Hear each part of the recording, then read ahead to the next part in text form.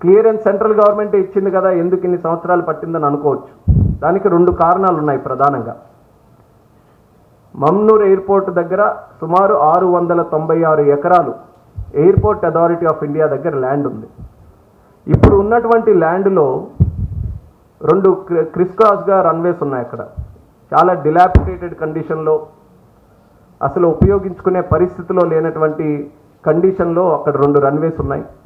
Runways తాలూకు length కూడా మనం చూసుకుంటే సుమారు 1800 మీటర్లు ఉంది. మనం ఆపరేషన్స్ ఎయిర్ బస్ లాంటివి ఫ్లైట్స్ కానీ నేరో బాడీ ఫ్లైట్స్ అక్కడ నుంచి ఆపరేట్ చేయాలంటే సుమారు 2800 మీటర్ల రన్వే మనం తయారు చేసుకోవాలి. మరి ఆ రన్వే తయారు చేసుకోవాలనంటే దానికి ఎడిషనల్గా ల్యాండ్ కావాలి. కాబట్టి ఎప్పటి నుంచో ఎయిర్పోర్ట్ అథారిటీ ఆఫ్ ఇండియా నుంచి, కేంద్ర ప్రభుత్వం నుంచి రాష్ట్ర ప్రభుత్వంతో చర్చలు జరిపి మాకు అదనంగా అక్కడ ఒక 280 ఎకరాలు కేటాయించండి అనేక సందర్భాల్లో కేంద్రం నుంచి ఒక ప్రయత్నం జరిగింది. కిషన్ అన్న చెప్పినప్పుడు గతంలో ఇదే సివిల్ ఏవియేషన్కి మంత్రిగా జ్యోతిరాదిత్య సింధియా గారు ఉంటే కిషన్ అన్న తాలూకు ప్రోత్సాహంతో ఆయన కూడా సంప్రదింపులు జరిపి అప్పుడున్నటువంటి రాష్ట్ర ప్రభుత్వంతో ఈ ల్యాండ్ ఎట్టి పరిస్థితుల్లో కేటాయించండి, ఇప్పటికైనా ఉడాన్ స్కీమ్ ఉంది కదా, ఉడాన్ స్కీమ్లో పెట్టైనా సరే ఇక్కడ వరంగల్లో ఎయిర్పోర్ట్ నిర్మిద్దామని అప్పుడు కూడా ఒక ప్రయత్నం చేశారు.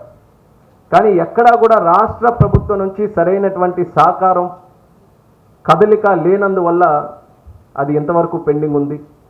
ల్యాండ్ ఒక సమస్య అయితే మరొక సమస్య, ఇక్కడ ఉన్నటువంటి శంషాబాద్ ఎయిర్పోర్ట్కి 150 కిలోమీటర్ల లోపలే ఈ యొక్క వరంగల్ ఎయిర్పోర్ట్ వస్తుందన్న ఆలోచనతో వీళ్ళు కూడా నో అబ్జెక్షన్ సర్టిఫికేట్ ఇవ్వాల్సినటువంటి అవసరం ఉంది.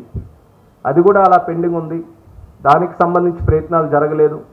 మళ్ళీ ఎన్డీఏ ప్రభుత్వం చిత్తశుద్ధితో ఇది ఎట్టి పరిస్థితుల్లో పూర్తి చేయాలని ఒక పక్కన హైదరాబాద్ ఎయిర్పోర్ట్ నుంచి ఎన్ఓసి తీసుకొని రాష్ట్ర ప్రభుత్వానికి కూడా మళ్ళీ రిక్వెస్ట్ చేసి ఈ యొక్క ల్యాండ్ ఎక్విజిషన్ మీద స్ట్రెస్ చేసిన తర్వాత రాష్ట్ర ప్రభుత్వం కూడా దానికి అంగీకరిస్తూ ఒక జియో నవంబర్లో కూడా రిలీజ్ చేశారు. సుమారు 280 ఎకరాలు అదనంగా ఏదైతే ల్యాండ్ ఎక్విజిషన్ కావాల్సినటువంటి అవసరం ఉందో దానికి కూడా ఉత్తర్వులు జారీ చేశారు.